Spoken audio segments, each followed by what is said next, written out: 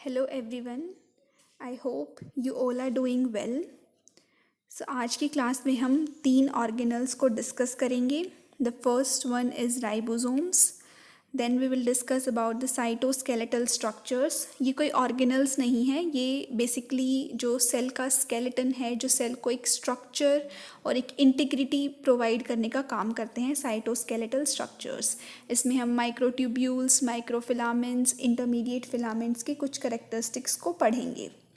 Next, we will discuss about the centrioles. The centrioles, they are present only in animal cells. They are not present in plant cells में जो centrioles हैं वो absent होते हैं. They are present only in case of animal cells. Ribosomes, they are present in both prokaryotes as well as eukaryotes. और ribosomes और centrioles दोनों ही membrane-less organelles हैं. They are non-membrane bound organelles. Ribosome as well as centriole, they are membraneless organelles.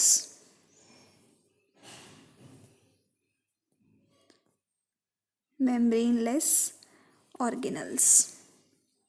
ये आपको याद रखना है ribosomes और सेंट्रियोल्स के लिए कि ये दोनों ही मेम्ब्रेनलेस ऑर्गेनल्स हैं। अब हम इनको वन बाय वन डिस्कस करते हैं। The first one is ribosomes. Ribosomes are granular structures, grains जैसे होते हैं उनकी तरह ये दिखते हैं। They were first observed under the electron microscope as dense particles by George Palade. This is the name of the scientist जिन्होंने पहली बार राइबोसोम्स को इलेक्ट्रॉन माइक्रोस्कोप के अंडर देखा था। So they are also referred to as Palade particles भी हम इनको बोलते हैं। Ribosomes, they are also known as Palade particles. They are not surrounded by any membrane, which means that they are membraneless organelles and present in both eukaryotic as well as prokaryotic cells. They are composed of ribonucleic acid. आगे हम discuss करेंगे कि ribosomes का composition क्या है। Ribosomes, they are made up of RNA, ribonucleic acid से बने हुए होते हैं, वो हम देखेंगे आगे। So they occur in both prokaryotic as well as eukaryotic cells. ये हमने जब prokaryotic cells की characteristics को डिस्कस किया वहाँ पे भी देखा था कि prokaryotic cells में भी प्रेजेंट होते हैं और eukaryotic cells में भी प्रेजेंट होते हैं। They are absent in mature erythrocytes. RBCs के अंदर ये एबसेंट होते हैं। RBCs के अंदर ऑलमोस्ट जितने भी कोई भी सेल ऑर्गेनल प्रेजेंट नहीं होता है। सो ये आपको बेसिकली याद रखना है कि RBCs के अंदर जितने भी हमने सेल ऑर्गेनल्स पढ़े हैं, mitochondria, ribosomes, endoplasmic reticulum, Golgi apparatus, कोई भी ऑर्गेनल प्रेजेंट नहीं होता है। जो राइबोसोम है, जो उनका नंबर है, it is high in the cells which perform active protein synthesis like the pancreatic cells and the liver cells. अब हमने डिस्कस किया था जब हमने राइबोसोम प्रोकैरियोटिक सेल्स के केस में पढ़ा था कि जो राइबोसोम है इसका जो मेजर फंक्शन है दैट इज़ प्रोटीन सिंथेसिस में हेल्प करता है, या फिर हम कह सकते हैं कि ट्रांसलेशन का जो प्रोसेस है उसमें हेल्प करता है। तो जो राइबोसोम है उनका जो नंबर है वो ज़्यादा होगा उन सेल्स में जहाँ पे एक्टिवली प्रोटीन सिंथेसिस हो रहा है।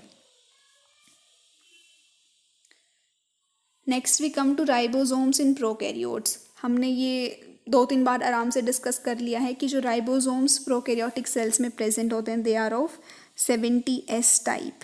70S टाइप के राइबोसोम्स प्रेजेंट होते हैं।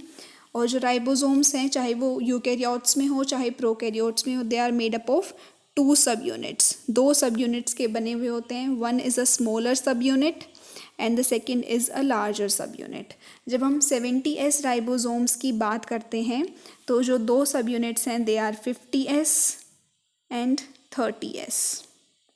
S क्या है? S refers to Svedbergs unit. S जो हम लिख रहे हैं 70S, S क्या रिप्रेजेंट कर रहा है? Svedberg unit, Svedbergs unit. Svedberg is the name of the scientist, ठीक है। और ये सेडिमेंटेशन कोफिशिएंट को रिप्रेजेंट करता है। एस का जो फुल फॉर्म है, एस रिप्रेजेंट्स स्वेडबर्ग्स यूनिट, और ये किसको रिप्रेजेंट कर रहा है सेडिमेंटेशन कोफिशिएंट। जब हमने ये किस तरीके से दिया गया था, जब हम एक सेल के कंपोनेंट्स को जब हम सेंट्रीफ्यूज करते हैं तो उसमें जो कुछ पार्टिकल्स हैं किस तरीके से वो सेडिमेंट हो रहे हैं, किस तरीके से दे आर सेटलिंग डाउन, उसके बेसिस पे जो राइबोसोम्स हैं उनका क्लासिफिकेशन दिया गया था। सो एस जो है वो किसको रिप्रेजेंट कर रहा है, एक तरीके से सेडिमेंटेशन कोफिशिएंट को। सपोज हमने एक टेस्ट ट्यूब लिया, उसके अंदर हमने यूकैरियोटिक जो राइबोसोम्स हैं उनको डाल दिया और जो प्रोकैरियोटिक राइबोसोम्स हैं हमने उनको डाल दिया। देन वी पुट, इस ट्यूब को हम एक सेंट्रीफ्यूगेशन करते हैं हम यहाँ पे जो कंटेंट्स है उनका, तो जो 80S राइबोसोम्स हैं वो ऊपर की तरफ आ जाएंगे और जो 80S they will settle down क्योंकि वो हैवियर होंगे और जो 70S है वो ऊपर की तरफ आ जाएंगे। तो एस जो है वो सेडिमेंटेशन कोफिशिएंट को रिप्रेजेंट करता है। इसके ऊपर मैं एक अलग से वीडियो बना दूंगी कि सेडिमेंटेशन कोफिशिएंट किस तरीके से आया और स्वेडबर्ग्स यूनिट क्या होता है। यहाँ पे आपको सिर्फ ये याद रखना है कि एस क्या रिप्रेजेंट कर रहा है, और राइबोसोम्स जो प्रोकैरियोट्स में they are of 70S type. एक स्मॉल सब यूनिट होती है, एक लार्ज सब यूनिट होती है, 50S एंड 30S। आगे हम देखते हैं राइबोसोम्स इन यूकैरियोट्स। यूकैरियोट्स के अंदर दो तरीके के राइबोसोम्स प्रेजेंट होते हैं, एक जो साइटोप्लाज्म में प्रेजेंट होते हैं और एक जो ऑर्गेनल्स में प्रेजेंट होते हैं। साइटोप्लाज्म वाले जो राइबोसोम्स हैं उनको हम बोलते हैं साइटोराइबोसोम्स या फिर cytoplasmic ribosomes. They occur freely in the cytosol, या तो साइटोसोल में मिलेंगे या फिर membrane bound to endoplasmic reticulum, जिसको हम रफ एंडोप्लाज्मिक रेटिकुलम का नाम देते हैं। या तो वो फ्रीली प्रेजेंट होंगे साइटोप्लाज्म में, या फिर जो एंडोप्लाज्मिक रेटिकुलम की जो मेम्ब्रेन होती है, आउटर मेम्ब्रेन, उस पर अटैच मिलेंगे इस तरीके से, तो उसको हम बोलते हैं रफ एंडोप्लाज्मिक रेटिकुलम। या फिर वो न्यूक्लियर एनवलप की जो आउटर मेम्ब्रेन होती है वहाँ पे भी प्रेजेंट हो सकते हैं। तो साइटोप्लाज्मिक जो राइबोसोम्स हैं they occur freely in the cytosol, endoplasmic reticulum की मेम्ब्रेन पे, या फिर न्यूक्लियर एनवलप, इन तीन जगह मिलेंगी। They are of 80S type. 80S type के ये राइबोसोम्स होंगे। The second type is organelle ribosomes. Organelle refers to कि वो किसी ना किसी ऑर्गेनल के अंदर प्रेजेंट हैं। अब हमने दो ऐसे ऑर्गेनल्स ऑलरेडी हम डिस्कस कर चुके हैं, they are mitochondria and chloroplast, जहाँ पे ये प्रेजेंट होते हैं। माइटोराइबोसोम्स बोलते हैं हम माइटोकॉन्ड्रिया में, and plastid ribosomes in plastids. They occur in two semi autonomous. Semi autonomous क्या होता है ये मैं आपको 2-3 बार बता चुकी हूँ, तो आप इसको देख लीजिएगा, जो पुरानी वीडियोस है वहाँ पे मैंने बताया हुआ है माइटोकॉन्ड्रिया और क्लोरोप्लास्ट वाली वीडियोस में। और ये जो राइबोसोम्स हैं they are of 70S type. तो यूकैरियोट्स में 70S टाइप ऑफ राइबोसोम भी प्रेजेंट है और 80S टाइप ऑफ राइबोसोम भी प्रेजेंट है। 80S साइटोप्लाज्म में प्रेजेंट है और जो 70S टाइप ऑफ राइबोसोम है वो हमारे पास जो दो ऑर्गेनल्स है वहाँ पे प्रेजेंट है, माइटोकॉन्ड्रिया में और क्लोरोप्लास्ट में। ये हम देख लेते हैं प्रोकैरियोटिक राइबोसोम्स की जो स्मॉलर सब यूनिट है दैट इज 30S, और ये 50S सब यूनिट है विच इज़ लार्जर सब यूनिट। ये लार्जर सब यूनिट होगी हमारे पास, और ये जो है स्मॉलर सब यूनिट। इस तरीके से जब हम यूकैरियोटिक राइबोसोम्स को देखते हैं जो कि 80S टाइप के हैं, तो 60S रिप्रेजेंट्स लार्जर सब यूनिट और 40 जो है वो स्मॉलर सब यूनिट को रिप्रेजेंट करता है। ये आपको इस तरीके से याद नहीं रखना है कि 50 + 30 80 होना चाहिए और 60 + 40 100, इस तरीके का नहीं है। ये सिर्फ सेडिमेंटेशन कोफिशिएंट को रिप्रेजेंट कर रहा है, आपको इसको इस तरीके से याद नहीं रखना है, इन दोनों को ऐड नहीं करना है। अभी मैंने आपको बताया था कि जो राइबोसोम्स हैं वो RNA के बने हुए होते हैं। Ribosomes they are made up of RNA और राइबो न्यूक्लिक एसिड से कंपोज्ड होते हैं, और प्रोटीन्स भी होते हैं इनके अंदर, RNA + प्रोटीन्स। तो ये आपको जो दिख रहे हैं structures 23S RNA, 5S RNA, 16S RNA, और ये जो होता है वो राइबोसोमल RNA होता है। राइबोसोमल RNA इसको हम बोलते हैं, ठीक है। Small r stands for ribosomal, ribo nucleic acid RNA, इस तरीके से। ये आपको याद नहीं रखना है कि कौन सा 23S है, ये सब बस ये आपको दिखाने के लिए बताया है। बताने के लिए दिखाया है कि जो राइबोसोम्स है वहाँ पे वो जो है आरएनए प्लस प्रोटीन्स के बने हुए होते हैं, RNA plus proteins, they are the components of ribosomes. और जो राइबोसोम्स के अंदर आरएनए प्रेजेंट है उसको हम बोलते हैं आरएनए, राइबोसोमल आरएनए। ये इम्पॉर्टेंट है, ये आपको याद रखना है। हमने 3 टाइप ऑफ आरएनए पढ़ा है। First one is messenger RNA, ये हम दोबारा डिस्कस करेंगे जब हम न्यूक्लिक एसिड्स को पढ़ेंगे बायोमोलिक्यूल्स चैप्टर में। Messenger RNA, M stands for messenger. Then we have ribosomal RNA, rRNA, and the third one is tRNA, transfer RNA. तीनों का क्या क्या फंक्शन है ये हम दोबारा भी डिस्कस करेंगे। एक बार हम डिस्कस कर चुके हैं कि क्या क्या फंक्शन होता है। दोबारा जब हम आरएनए को डिटेल में डिस्कस करेंगे, उसके टाइप्स पढ़ेंगे, तो वहाँ पे मैं आपको ये दोबारा बताऊंगी कि इन तीनों का क्या क्या फंक्शंस हैं। बेसिकली जो तीनों ही हैं वो प्रोटीन सिंथेसिस में हेल्प करते हैं। तीनों का एक एक स्पेसिफिक रोल है प्रोटीन सिंथेसिस के अंदर ही, जिसको हम डिस्कस करेंगे जब हम आरएनए पढ़ेंगे, या फिर जब हम ट्रांसलेशन को डिस्कस करेंगे वहाँ पे भी हम इनके रोल्स को पढ़ेंगे। आगे हम देखते हैं cytoskeleton. Cytoskeleton, cyto refers to cell, जो साइटो वर्ड है it refers to cell. So ये जो है सेल का स्केलेटन, एक तरीके से जैसे हमारी जो बॉडी है वहाँ पे जो स्केलेटन है वो बोन्स बनाती हैं जो हमारी बॉडी को एक सपोर्ट प्रोवाइड करती हैं। तो इसी तरीके से जो एक सेल है उसको सपोर्ट करने का जो काम है ये साइटोस्केलेटल स्ट्रक्चर्स करते हैं, जो कि माइक्रोफिलामेंट्स, माइक्रोट्यूब्यूल्स और इंटरमीडिएट फिलामेंट्स, ये 3 होते हैं। First is microfilaments, second is intermediate filaments, and third is microtubules. तो आप इसको इस तरीके से याद रख सकते हैं कि जो हमारी बॉडी का स्केलेटन है, ह्यूमन बींग्स की जो बॉडी है उसका जो स्केलेटन है it is composed of bones और कार्टिलेज से बना हुआ है। इसी तरीके से जो एक सिंगल सेल है उसको जो स्केलेटन है it is composed of microfilaments, intermediate filaments and microtubules. तो जब हम साइटोस्केलेटन को डिफाइन करेंगे तो उसको हम कैसे डिफाइन करेंगे? It is an elaborate network of filamentous proteinaceous structures present in the cytoplasm.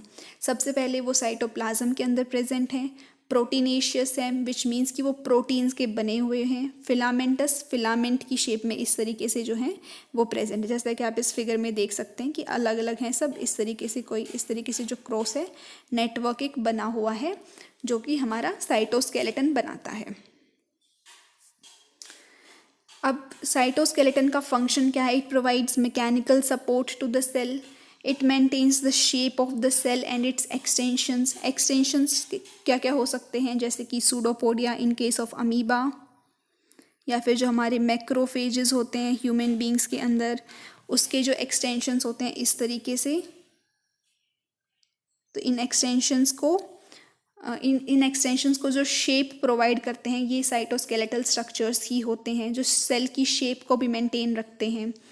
और कौन से एक्सटेंशंस होते हैं हमारे पास? जैसे कि माइक्रोविलाई भी है, और सेल एक्सटेंशंस जैसे कि सीलिया, फ्लैजेला, इन सब के अंदर भी कुछ अमाउंट में प्रेजेंट होते हैं माइक्रोट्यूब्यूल्स, इंटरमीडिएट फिलामेंट्स या फिर माइक्रोफिलामेंट्स। तो माइक्रोविलाई हो गया, सीलिया हो गया, फ्लैजेला, इस तरीके के जो स्ट्रक्चर्स है वहाँ पे ये साइटोस्केलेटल स्ट्रक्चर्स जो हैं वो प्रेजेंट होते हैं। नेक्स्ट फंक्शन है it regulates the distribution and orientation of cell organelles. अभी हमें पता है कि कोई भी सेल ऑर्गेनल ऐसा नहीं कि कहीं पे भी प्रेजेंट होगा। हर एक जो सेल ऑर्गेनल है उसका एक स्पेसिफिक लोकेशन है, तो वहाँ पे वो किस तरीके से एनकरेज हो रहे हैं, उनको जो सपोर्ट है और उनका जो डिस्ट्रीब्यूशन है वो साइटोस्केलेटल स्ट्रक्चर्स ही रेगुलेट करते हैं।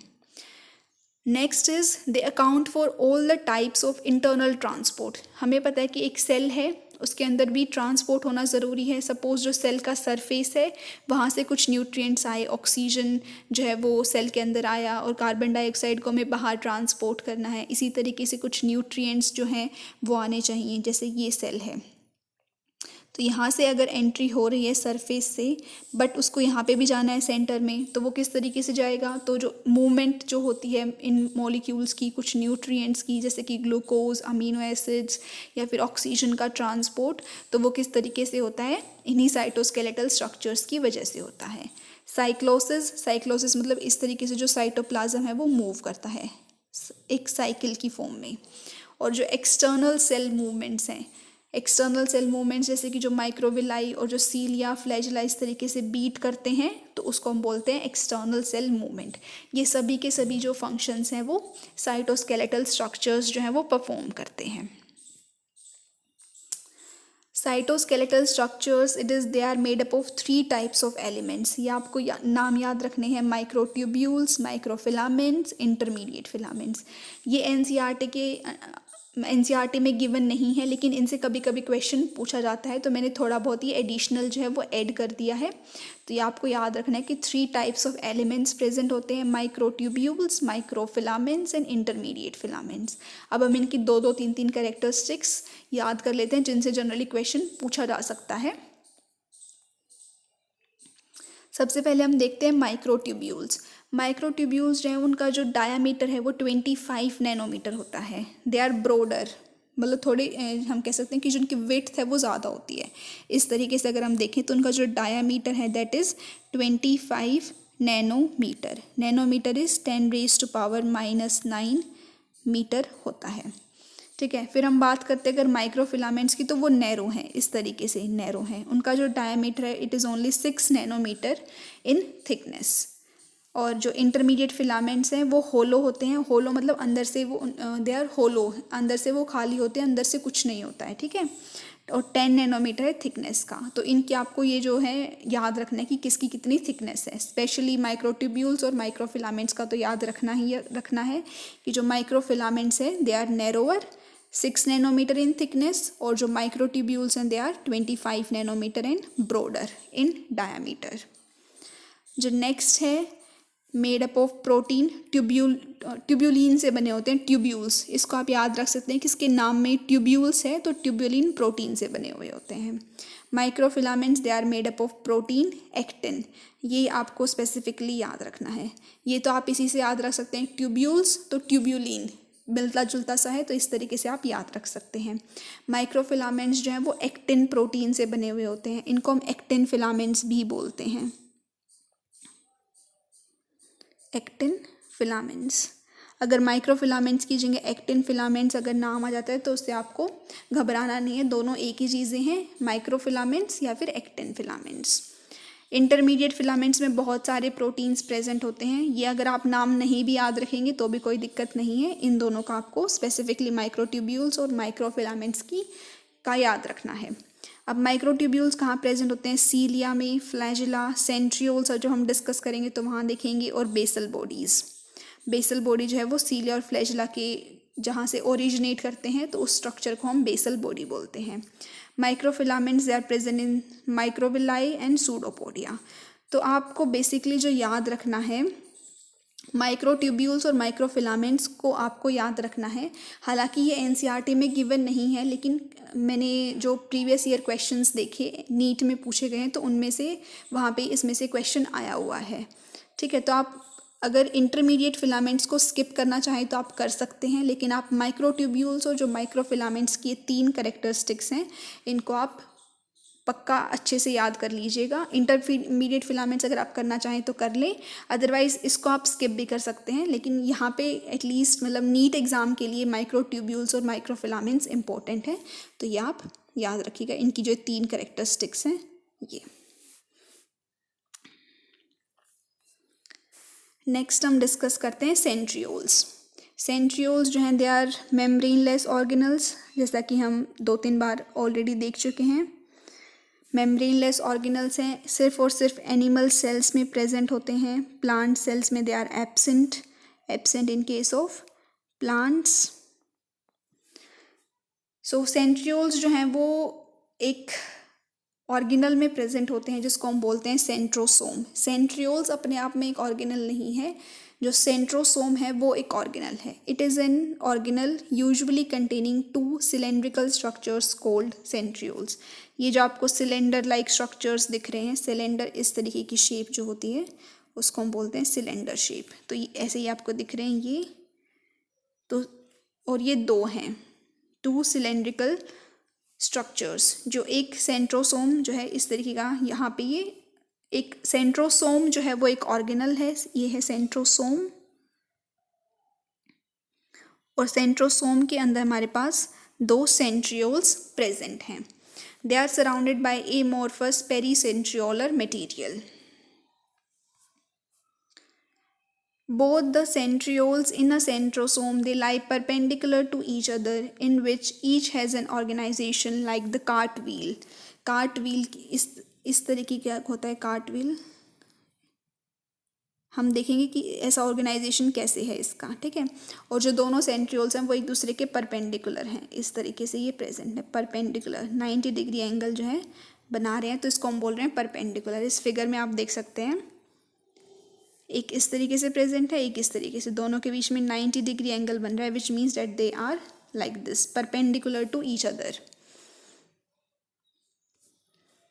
और उनका जो ऑर्गेनाइजेशन होता है, अंदर का जो ऑर्गेनाइजेशन है वो एक कार्ट व्हील की तरह होता है. व्हील इस तरीके से होता है, यहाँ पे सेंटर में प्रेजेंट होता है, और फिर इस तरीके से ये स्पॉक्स निकलते हैं. तो अभी हम देखेंगे कि ऐसा स्ट्रक्चर कैसे है सेंट्रियोल्स का. ये आप देख सकते हैं इस तरीके का स्ट्रक्चर, एक कार्ट व्हील की तरह एक सेंटर में है, और फिर ऐसे ये स्पॉक्स निकल रहे हैं.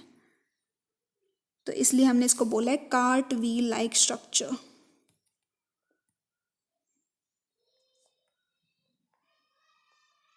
कार्ट व्हील लाइक स्ट्रक्चर, ठीक है. तो इसके अंदर क्या होता है, 9 evenly spaced peripheral fibrils of tubulin protein. Tubulin protein अभी हमने डिस्कस किया था, कहाँ पे प्रेजेंट होता है, माइक्रोट्यूब्यूल्स में. और हमने देखा था कि जो माइक्रोट्यूब्यूल्स हैं वो कहाँ पे प्रेजेंट होते हैं, सेंट्रियोल्स में प्रेजेंट होते हैं. तो सेंट्रियोल्स में हमने देखा ट्यूब्यूलिन प्रोटीन और माइक्रोट्यूब्यूल्स प्रेजेंट है. तो इस तरीके से आप कोरिलेट कर सकते हैं कि ट्यूब्यूलिन प्रोटीन से बने हुए हैं. ट्यूब्यूलिन प्रोटीन किसका कॉम्पोजिशन है, माइक्रोट्यूब्यूल्स का. और माइक्रोट्यूब्यूल्स के फंक्शन के अंदर हमने डिस्कस किया था कि they are a component of centrioles. तो इस तरीके से ये 1 2 3 4, ये 5 6 7 8 एंड 9, ये जो आपको दिख रहे हैं 3 इस तरीके से. 9 evenly spaced peripheral fibrils of tubulin protein. Evenly spaced मतलब दो जो प्रोटीन है उनके बीच में इक्वल डिस्टेंस है, और ये पेरीफेरी पे ऑर्गेनाइज्ड हैं. तो 9 इस तरीके से ऑर्गेनाइज्ड हैं. और जो हर एक जो पेरीफेरल फिब्रिल है वो एक ट्रिपलेट है, जैसे कि आप देख सकते हैं यहाँ पे 1 2 एंड 3, जो ABC जो हमने नाम दिया है, वो हर एक जो फिब्रिल है उसके अंदर ट्रिपलेट प्रेजेंट है, ठीक है.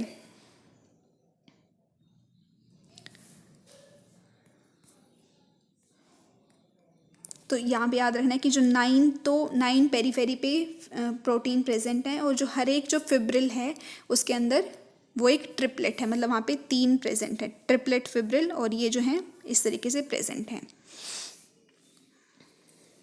और जो एडजेसेंट ट्रिपलेट्स हैं they are joined to each other. ये इस तरीके से C to A कनेक्टिव है, जैसे ये A है, ये B, फिर C, इस तरीके से आप इसको देख सकते हैं. ये ऐसे ट्रिपलेट ये प्रेजेंट है, ये A, this is B, this is C. ये हमारे पास एक हो गया फिब्रिल, और इसके अंदर 3 प्रोटीन प्रेजेंट है.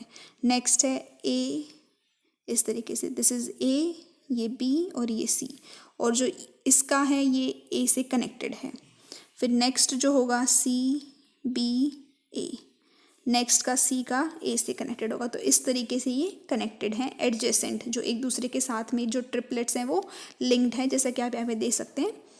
C to A connective, C जो है प्रोटीन वो A से कनेक्टेड है, ठीक है. उसके बाद एक हब प्रेजेंट है. हब और रेडियल स्पोक्स, ये 2 इंपॉर्टेंट टर्म्स हैं, आपको याद रखनी है, ये NCERT में मेंशन्ड है. Hub is the central part of the proximal region of the centriole and it is proteinaceous. ये प्रोटीन्स का बना हुआ होता है. ये जो आपको रीजन दिख रहा है, this is called as the hub. ये जो है इसको हम बोलते हैं हब. ओके। और जो रेडियल स्पोक्स हैं, जो सेंटर में जो सेंट्रल रोड जो प्रेजेंट है वो पेरिफेरल फिब्रिल से अटैच्ड है थ्रू स्पोक्स, उनको हम बोल रहे रेडियल स्पोक्स। ये 1 2 3 4 5 6 7 8 9, ये मैंने बाय मिस्टेक लगा दिया, दिस इज 9। तो किस तरीके से ये स्ट्रक्चर बना हुआ है, कार्ट व्हील लाइक ऑर्गेनाइजेशन है। इस तरीके से पहले 9 पेरीफेरी पे अटैच्ड हैं प्रोटीन्स, 3 4 5 6 7 8 एंड 9। और हर एक जो है वो ट्रिपलेट है, A B C, A B C, सी और ए कनेक्टेड हैं। इस तरीके से सबका सी और ए को कनेक्ट करना है। फिर सेंटर में एक प्रेजेंट है जिसको हम बोल रहे हैं हब है, और इस हब से रेडियल स्पोक्स निकल रहे हैं जो हर एक ट्रिपलेट को ज्वाइन कर रहे हैं इस तरीके से। तो इस तरीके का जो स्ट्रक्चर है वो हमारे पास बन रहा है सेंट्रियोल का कार्ट व्हील लाइक स्ट्रक्चर।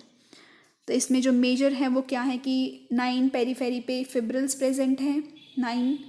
फिर हर एक जो फिब्रिल है वो एक ट्रिपलेट है, ए बी सी, सी और ए आपस में कनेक्टेड है, हर एक का सी, दूसरे नेक्स्ट का ए, सी टू ए कनेक्शन है। फिर सेंटर में जो पार्ट प्रेजेंट है उसको हम हब बोल रहे हैं, जो कि प्रोटीन से बना हुआ होता है। फिर जो हब है वो पेरिफेरल जो फिब्रिल्स हैं उनसे कनेक्टेड है through radial spokes. They connect hub with the tubules of peripheral triplet. ये जो रेडियल स्पोक्स हैं ये भी प्रोटीन से बने हुए होते हैं। और सेंट्रियोल्स के अंदर कौन सा प्रोटीन प्रेजेंट है, tubulin protein. Tubulin protein which mean जो कि कंपोनेंट किसका है, माइक्रोट्यूब्यूल्स का भी कंपोनेंट है। नेक्स्ट हम डिस्कस करते हैं फंक्शन ऑफ सेंट्रियोल्स। जो सेंट्रियोल्स हैं they form the basal body of cilia and flagella. हमने डिस्कस किया था, जो जब हमने माइक्रोट्यूब्यूल्स के फंक्शन को डिस्कस किया था तो हमने वहाँ पे देखा था बेसल बॉडी को। बेसल बॉडी जो है सीलिया और फ्लैजिला का, जो जहाँ से सीलिया और फ्लैजिला ओरिजिनेट होते हैं उस रीजन को हम बेसल बॉडी बोलते हैं। तो जो सेंट्रियोल्स हैं they form the basal body of cilia and flagella. They form spindle fibers that give rise to spindle apparatus during cell division in animal cells. जब हम मियोसिस और माइटोसिस को डिस्कस करेंगे सेल डिवीजन वाले chapter में, तो वहाँ पे हम देखेंगे कि स्पिंडल फाइबर्स किस तरीके से बनते हैं। यहाँ पे आप देख सकते हैं ये जो आपको ग्रे कलर में जो ये स्ट्रक्चर्स दिख रहे हैं इनको हम बोलते हैं स्पिंडल फाइबर्स। ये जो स्पिंडल फाइबर्स हैं वो क्रोमोसोम्स का जो सेंट्रोमियर होता है, काइनेटोकोर जो हमने डिस्कस किया था न्यूक्लियस में, वहाँ पे जाके अटैच हो जाते हैं। और जब सेल डिवाइड करता है तो ये क्रोमोसोम्स के इक्विटेबल जो डिस्ट्रीब्यूशन है उसमें हेल्प करते हैं, कि हर एक क्रोमोसोम्स को बेसिकली सेपरेट करने का काम करते हैं। इसको हम डिटेल में डिस्कस करेंगे जब हम सेल डिवीजन वाला जो चैप्टर है उसको पढ़ेंगे। तो ये स्पिंडल फाइबर्स की फॉर्मेशन में हेल्प करता है। तो ये दोनों फंक्शन आपको सेंट्रियोल्स के याद रखने हैं, basal body of cilia and flagella and formation of spindle fibres during cell division. तो आज हमने डिस्कस किया है सेंट्रियोल्स, राइबोसोम्स जो कि दोनों मेम्ब्रेनलेस ऑर्गेनल्स हैं, और उसके अलावा हमने साइटोस्केलेटल स्ट्रक्चर्स को थोड़ा डिटेल में डिस्कस किया है जो एनसीईआरटी से थोड़ी ज़्यादा इन्फॉर्मेशन है। तो आप माइक्रोट्यूब्यूल्स और माइक्रोफिलामेंट्स को अच्छे से देख लेना। उसके बाद ये क्वेश्चन है, which of the following is not a function of the cytoskeleton in a cell. जो साइटोस्केलेटन प्रेजेंट होता है सेल के अंदर उसका कौन सा फंक्शन नहीं है, intra cellular transport. Intra cellular आपको वर्ड देखना है ध्यान से, वर्ड को स्प्लिट करो, intra cellular, intra means between. अगर यहाँ पे इंटर सेलुलर होता मतलब विद इन द सेल तो ये ऑप्शन करेक्ट होता, लेकिन यहाँ पे क्या है, इंट्रा सेलुलर। तो आपको हर एक वर्ड को बहुत ध्यान से पढ़ना है, उसके बाद आंसर देना है। नेक्स्ट ऑप्शन है maintenance of cell shape and structure. ये हमने देखा था, ये फंक्शन होता है साइटोस्केलेटन का। सपोर्ट ऑफ द ऑर्गेनल्स, जितने भी ऑर्गेनल्स हैं उनको सपोर्ट प्रोवाइड करता है, और सेल मोटिलिटी में भी हेल्प करता है। तो इसका करेक्ट आंसर होगा फर्स्ट, इंट्रा सेलुलर ट्रांसपोर्ट। तो आपको वर्ड देखना है ध्यान से कि ये इंट्रा है, इंट्रा मतलब between two cells. Intracellular का मतलब क्या हुआ, between two cells, between two cells. Suppose एक ये सेल है और दूसरा ये सेल है, इनके बीच में अगर ट्रांसपोर्ट हो रहा है तो वो किस तरीके से है, वो साइटोस्केलेटन का रोल नहीं है। साइटोस्केलेटन अगर एक सेल के अंदर अगर हम ट्रांसपोर्ट की बात करते हैं तो वो साइटोस्केलेटन करवाता है, और इस तरीके के ट्रांसपोर्ट को हम बोलते हैं intercellular. Within a cell. तो आपको वर्ड्स याद रखना है कि यहाँ पे इंटर सेलुलर अगर होता तो ये ऑप्शन करेक्ट होता, लेकिन यहाँ पे इंट्रा सेलुलर है, मतलब बिटवीन टू सेल्स, तो ये ऑप्शन जो है वो यहाँ पे रॉन्ग है, मतलब ये जो है साइटोस्केलेटन का फंक्शन नहीं है। तो करेक्ट आंसर हमारे पास हो गया फर्स्ट। अगर आपको जो मेरा पढ़ाने का तरीका है, जिस तरीके से मैं समझा रही हूँ, अगर वो आपको पसंद आ रहा है तो प्लीज़ आप ये वीडियोस अपने फ्रेंड्स के साथ शेयर करें जो 11th 12th क्लास में पढ़ते हैं, साथ ही जो नीट की प्रिपरेशन कर रहे हैं या फिर किसी भी मेडिकल एग्ज़ाम एंट्रेंस की प्रिपरेशन कर रहे हैं तो उनके साथ शेयर करें। अभी हमारे पास सिर्फ 2 और टॉपिक बच गए हैं इसमें, सीलिया एंड फ्लैजिला एंड माइक्रोबॉडीज़। ये कवर होने के बाद फिर हम इस चैप्टर के जो MCQs जो नीट एग्ज़ाम्स में पूछे गए हैं उनको डिस्कस करेंगे। तो प्लीज़ आप अपने फ्रेंड्स के साथ शेयर करें। Thank you very much. Stay safe and stay healthy.